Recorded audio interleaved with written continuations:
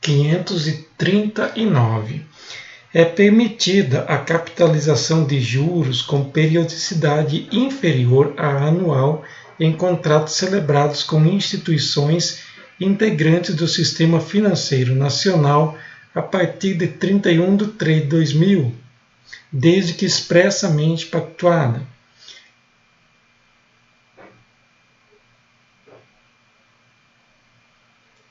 538. As administradoras de consórcio têm liberdade para estabelecer a respectiva taxa de administração, ainda que fixada em percentual superior a 10%.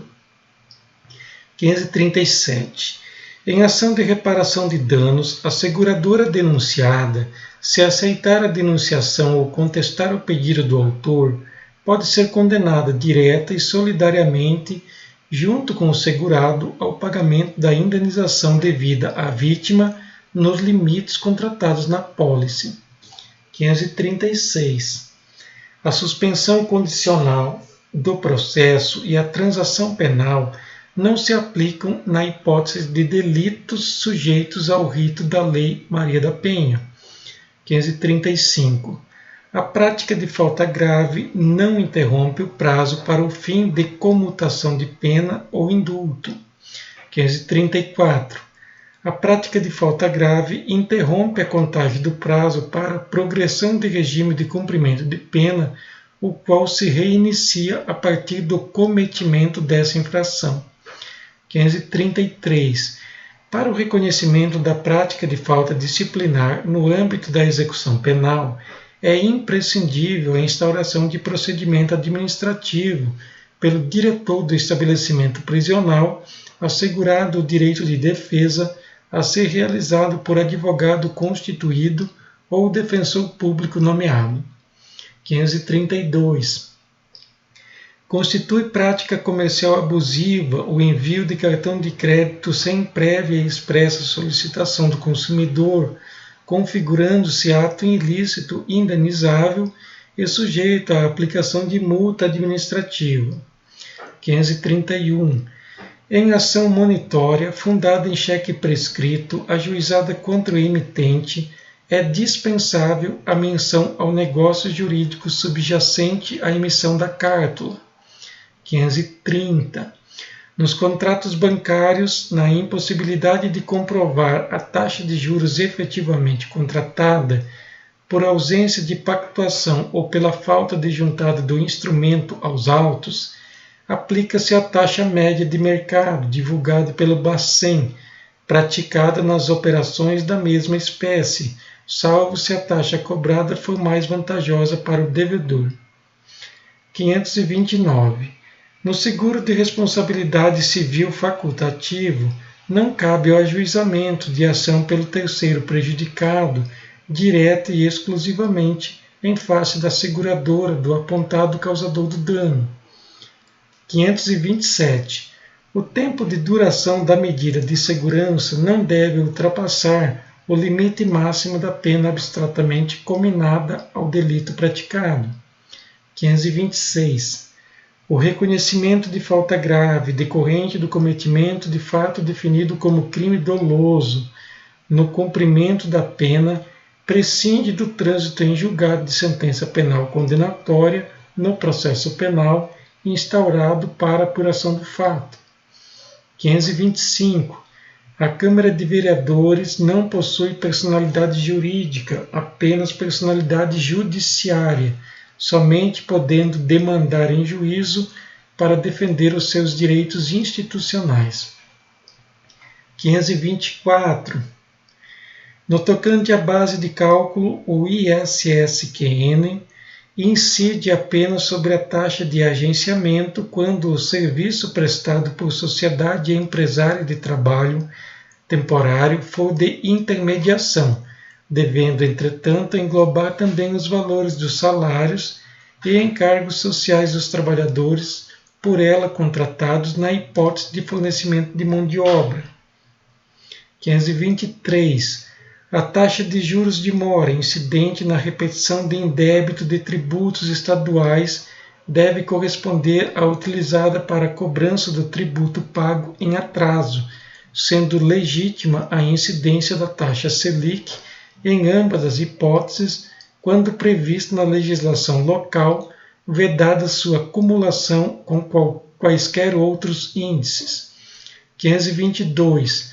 A conduta de atribuir-se falsa identidade perante a autoridade policial é típica, ainda que em situação de alegada autodefesa. 521. A legitimidade para execução fiscal de multa pendente de pagamento imposta em sentença condenatória é exclusiva da Procuradoria da Fazenda Pública. 520. O benefício de saída temporária no âmbito da execução penal é ato jurisdicional insuscetível de delegação à autoridade administrativa do estabelecimento prisional. 519. Na hipótese de rejeição da impugnação ao cumprimento de sentença, não são cabíveis honorários advocatícios. 518. Para fins do artigo 105.3-A da Constituição, não é cabível recurso especial fundado em alegada violação de enunciado de súmula. 517. São devidos honorários advocatícios no cumprimento de sentença, haja ou não impugnação, depois de escoado o prazo para julgamento, para pagamento voluntário, que se inicia após a intimação do advogado da parte executada. 516. A contribuição de intervenção no domínio econômico para o INCRA, devida por empregadores rurais e urbanos, não foi extinta pelas leis 7787, 812 e 813, não podendo ser compensada com a contribuição ao INSS. 515. A reunião de execuções fiscais contra o mesmo devedor constitui faculdade do juiz. 514. A Caixa Econômica Federal é responsável pelo fornecimento dos extratos das contas individualizadas vinculadas ao FGTS, dos trabalhadores participantes do FGTS, inclusive para fins de exibição em juízo, independentemente do período em discussão. 513. A abolição crimes temporária prevista na Lei 10.826 aplica-se ao crime de posse de arma de fogo de uso permitido com numeração, marca ou qualquer outro sinal de identificação raspado, suprimido ou adulterado, praticado somente até 25/10/2005. 511. É possível o reconhecimento do privilégio previsto no parágrafo 2º do artigo 155 do Código Penal nos casos de crime de furto qualificado, se estiverem presentes a primariedade do agente, o pequeno valor da coisa e a qualificadora for de ordem objetiva. 510.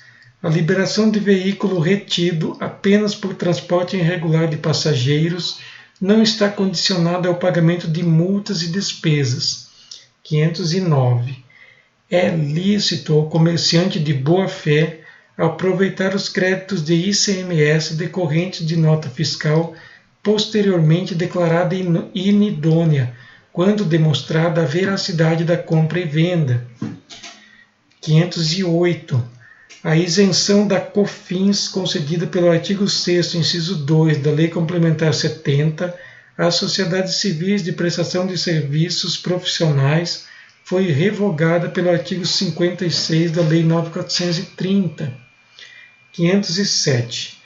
A acumulação de auxílio-acidente com aposentadoria pressupõe que a lesão incapacitante e a aposentadoria sejam anteriores a 11/11/97, observado o critério do artigo 23 da Lei 8.213 para a definição do momento da lesão nos casos de doença profissional ou do trabalho. 506. A Anatel não é parte legítima nas demandas entre a concessionária e o usuário de telefonia decorrentes de relação contratual.